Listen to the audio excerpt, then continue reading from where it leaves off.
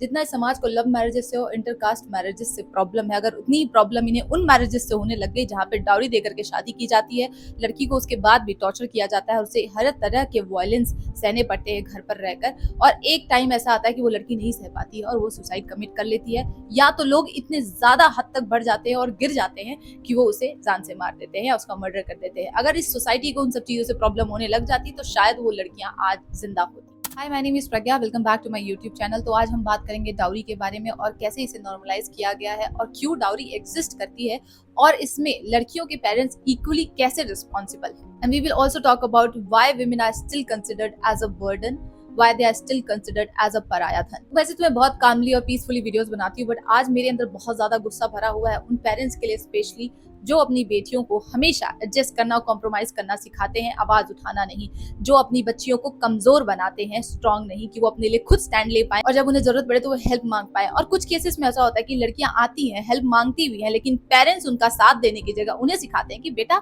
Adjust कर लो, compromise कर लो, ससुराल है, देखो मायके से तुम्हारी डोली उठती है और ससुराल से अर्थी। Most of the Indian parents इतने घटिया और वाहियात हैं कि अगर आप इनके खिलाफ शादी कर लेते हो, लव मैरिज कर लेते हो, किसी से प्यार ही कर लेते हो, तो ये आपको जान से मारने के लिए तैयार हो जाते हैं। लेकिन अगर इनकी मर्जी से आपने शादी की, वहां पर कोई और आपको जान से मारने की कोशिश कर रहा है, तब इनको कोई प्रॉब्लम नहीं होती है। तब ये आपको कहते हैं एडजस्ट कर लो, कॉम्प्रोमाइज कर लो, तुम लड़की हो, तुम्हें तो इतना सहना ही पड़ेगा। इस समाज का सबसे बड़ा प्रॉब्लम यही है कि ये एक जिंदा और खुश लड़की को नहीं देख सकते, भले वो सहते सहते इनकी खुद मर जाए। सो इंडिया में डाउरी को इलीगल किया गया, लोगों को बताया गया, ये बेसिक सी चीज बताई गई है कि किसी से शादी करने के लिए आपको उससे पैसे लेने की जरूरत नहीं है।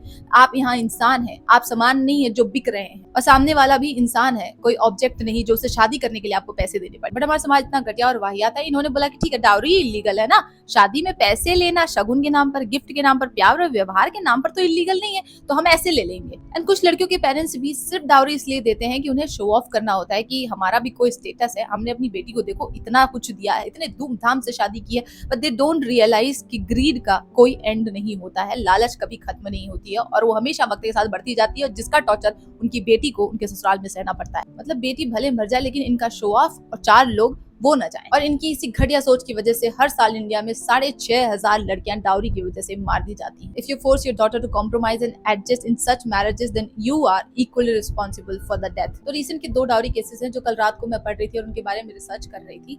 आज मैं सुबह उठती हूँ, मुझे एक और केस मिल जाता है जिसमें लड़की 1 साल की शादी में डाउरी के लिए मार दी जाती है। तो ये जो रिसेंट केसेस अगर उनमें आप देखो तो family financially well to do है, बहुत अच्छा स्टेटस है, रिच है, उन्होंने शादी में बहुत बड़ा अमाउंट खर्चा किया, दहेज में भी उन्होंने अच्छा खासा दिया, लेकिन स्टिल वो अपनी बेटियों को नहीं बचा पाए।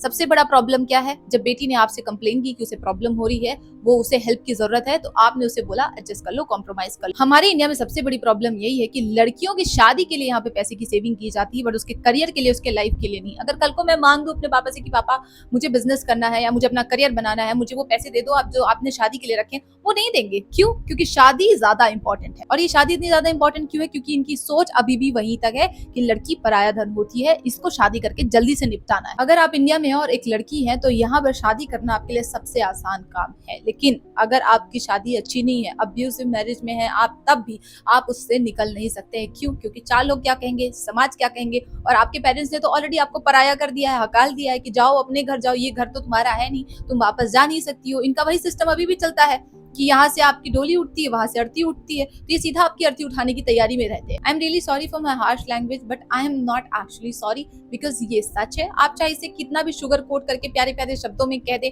कि पराया धन होती है बेटी, तो लक्ष्मी होती है, बेटी को एक दिन जाना ही होता है, उसका मतलब यही है कि आप बेटी को हकाल रहे हैं। और आपकी इसी घटिया सोच की वजह से उन बेटियों को हिम्मत नहीं मिलती है बोलने की और हेल्प मांगने की जब उन्हें जरूरत होती है, जब उनके साथ कुछ गलत हो रहा होता है। वो साइलेंटली सफर करती हैं और ये आपको तब पता चलता है जब वो इस दुनिया में नहीं रहती। और चलो ये तो एक्सट्रीम केसेस हैं जहां पे लड़कियां नहीं बची। There are still marriages where women are silently suffering, they are dying every day, but they cannot speak up because society has snatched away their voice। और डेली इंडिया में 18 से 20 लड़कियां डाउरी की वजह से मार दी जाती हैं, बट फिर भी एक एलिमनी का केस पूरे साल में आ जाता है और सडनली सारी औरतें गलत हो जाती हैं, सडनली सारी औरतें क्रिमिनल हो जाती हैं, और जो भी इनजस्टिस अभी तक औरतों के साथ होता आया है उन सबको ये खारिज कर देते हैं। दिल भी लाइक कि अच्छा औरतें भी तो एलिमनी लेती हैं, alimony exist because you do exist. तुम जैसी घटिया सोच और तुम्हारी घटिया समाज की वजह से एलिमनी एग्जिस्ट करता है। अगर तुमने औरतों को टॉर्चर नहीं किया होता शादी के नाम पर, अगर रीति रिवाजों के नाम पर, ट्रेडिशन के नाम पर, तो शायद एलिमनी एग्जिस्ट नहीं करता। And alimony is a law जो औरतों के राइट्स को एंड स्टेटस को आफ्टर मैरिज प्रोटेक्ट करने के लिए लाया गया था, क्योंकि सोसाइटी वो अधिकार और वो स्टेटस औरत को देने के लिए रेडी नहीं थी, इसलिए फोर्सफुली लॉ को उसमें आना पड़ा। तो जो लड़के बोलते हैं कि अगर डाउरी गलत है तो एलिमनी भी गलत है, तो प्लीज आप थोड़ा सा इंटरनेट का सही इस्तेमाल करें, लड़कियों को गाली देने के सिवा और भी कुछ इस्तेमाल कर ले,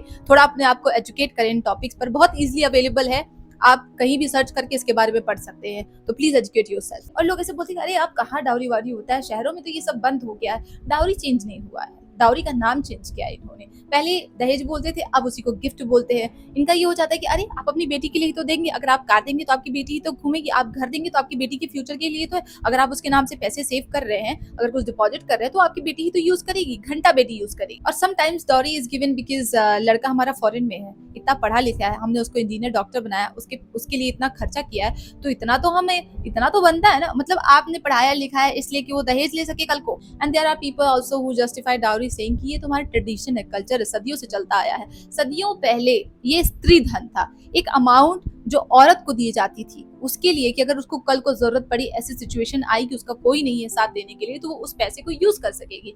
ये कब स्त्री धन से दहेज धन और ये ससुराल धन हो गया, ये नहीं समझ में आया। अब ये अमाउंट दी जाती है उस लड़के को उस लड़की से शादी करने के लिए, जिससे वो शादी नहीं कोई एहसान कर रहा है। और कुछ लोग दहेज कैसे मांगते हैं कि हम देखो कुछ नहीं मांगेंगे, लेकिन आप अपनी बेटी को एक बंगला एक कार तो देंगे ही, बस उतना ही दे दीजिएगा। So now we don't have dowry but we have tradition, gift, love, status and responsibilities. और सबसे बड़ी प्रॉब्लम ये नहीं है जो दहेज मांगते हैं, सबसे बड़ी प्रॉब्लम वो है जो दहेज देने को तैयार हो जाते हैं। क्यों? क्योंकि इन्हें सोसाइटी ने कन्विंस कर दिया है कि एक अनमैरिड लड़की, बिन ब्याही लड़की तुम्हारे घर में सबसे बड़ा पाप है। खुश नहीं है चलता है, अनहैप्पी है, मर रही है ससुराल में चलता है, लेकिन बिना शादी के लड़की नहीं रहनी चाहिए। अभी भी इंडियन पेरेंट्स इतने ज्यादा गुस्से रहते हैं कि लोग क्या कहेंगे, लोग क्या सोचेंगे, रिलेटिव्स क्या कहेंगे कि अपना घर छोड़ के आ गई, इसकी शादी नहीं चली, पक्का इसी में गलती होगी, इसके पेरेंट्स में गलती होगी, इसकी फैमिली में गलती होगी।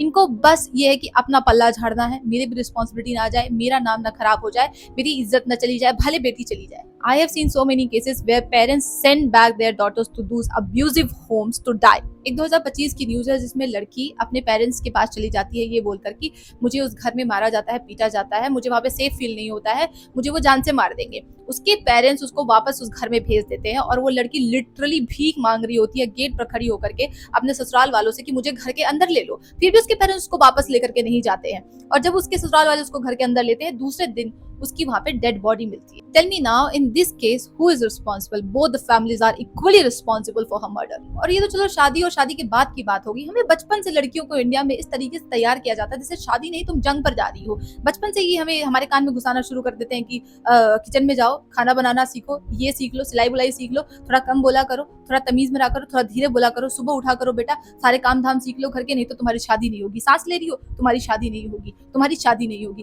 तुम्हारी शादी नहीं होगी बोल बोल करके इन्होंने इतना हमें डराया कि हमें लगा शायद शादी ही सब कुछ होता है। मतलब मैं बचपन से सुनते आई हूँ कि लड़कियां पराया धन होती है, उन्हें एक दिन अपने घर जाना होता है शादी करके, शादी तो तुम्हारा होगा ही होगा चाहे जो भी हो जाए, और उस घर में जाने के बाद तुम वापस इस घर में नहीं आ सकती हो रोते हुए, तुम्हें एडजस्ट करना पड़ेगा, कॉम्प्रोमाइज करना पड़ेगा, तुम लड़की हो, यही रीति रिवाज है समाज का। और ये सुनने के बाद कहीं ना कहीं हम इतना ज्यादा टूट जाते हैं और I think we feel so helpless कि कोई हमारा है या हमारा कोई घर है या नहीं है। और ऐसे सिचुएशन में जस्ट इमेजिन कि तुम्हारे साथ कुछ गलत हो तो तुम कैसे किसी से हेल्प मांग लोगी जब तुम्हें बचपन से लगता आया है कि तुम्हारा कोई है ही नहीं।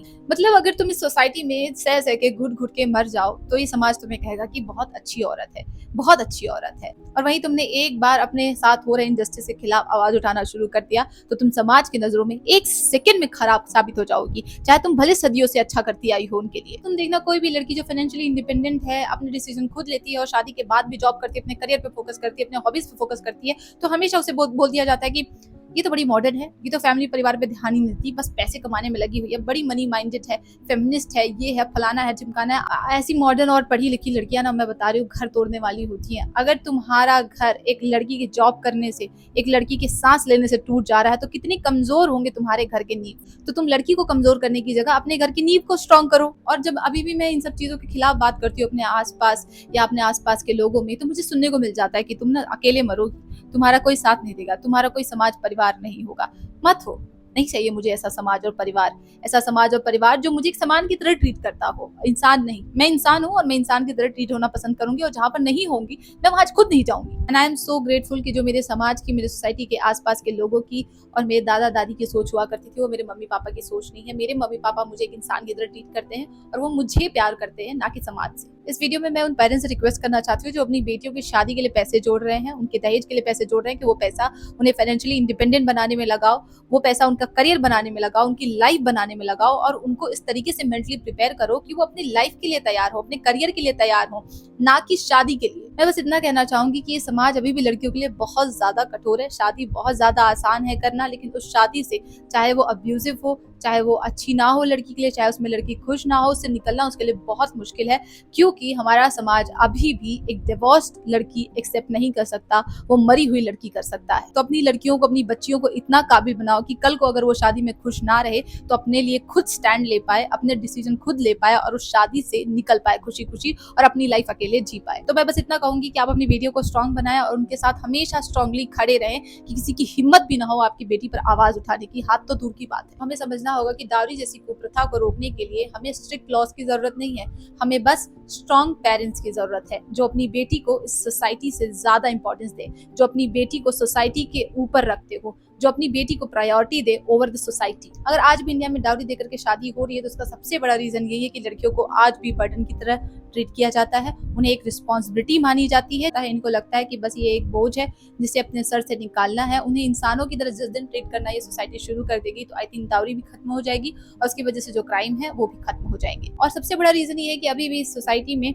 औरतों की इंडिपेंडेंस से ज्यादा शादी को इंपॉर्टेंस दी जाती है, कि शादी हो जानी चाहिए, चाहे वो इंडिपेंडेंट हो, डिपेंडेंट हो, उनको कोई फर्क नहीं पड़ता है। मुझे लगता है कि सबसे पहले उसको इंडिपेंडेंट होने दो, अपने पैरों पे खड़ा होने दो, उसके हिसाब से वो जो पार्टनर चूज करे उससे उसे शादी कर लेने दो जो उसे डिजर्व करता है। आई थिंक इंडिया में हर फैमिली बहू डिजर्व नहीं करती, हर लड़का यहाँ पे वाइफ डिजर्व नहीं करता है। Let them be able to deserve her. लड़कियों को उल्टे पुल्टे पाठ पढ़ा के कमजोर मत बनाओ, अपने लड़कों को इतना मजबूत बनाओ कि वो मजबूत औरतों के साथ रह पाए। मतलब इतने लुजे से और बिना सेल्फ रिस्पेक्ट के लड़के पैदा किए जा रहे हैं सोसाइटी में कि कोई जवाब ही नहीं है जिसका। तुम दहेज मांग करके शादी कर कैसे ले रहे हो यार? आपको कुछ नहीं करना, बस अपनी लड़कियों को ना ये सिखाना बंद कर दीजिए कि शादी में सफर कैसे करें, और अपने लड़कों को ये सिखाना शुरू कर दीजिए कि कैसे उनकी वजह से लड़कियां सफर ना करें।